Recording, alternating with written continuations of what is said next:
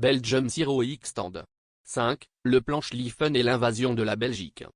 Le déclenchement de la guerre en août 1914 s'accompagne immédiatement de la mise en œuvre du plan Schlieffen, une stratégie militaire allemande élaborée dès 1905.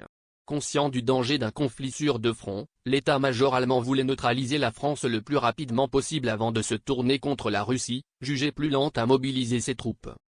Le plan reposait sur une offensive massive à travers la Belgique et le Luxembourg, deux pays officiellement neutres.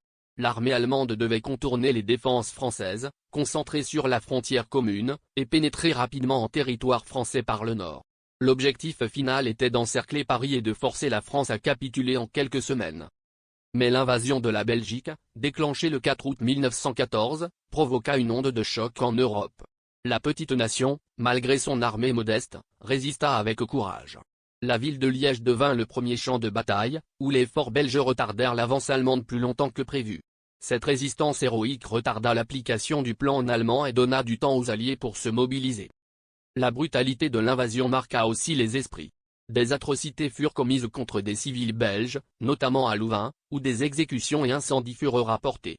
La propagande alliée exploita largement ces événements, présentant l'Allemagne comme une puissance barbare et agressive. Sur le plan diplomatique, la violation de la neutralité belge fut décisive. Elle donna au Royaume-Uni un motif clair pour entrer en guerre.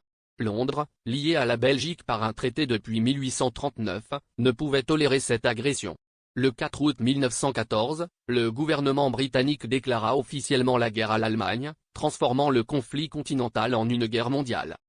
Ainsi, ce qui devait être une campagne éclair selon le plan Schlieffen se transforma en une guerre beaucoup plus longue et sanglante.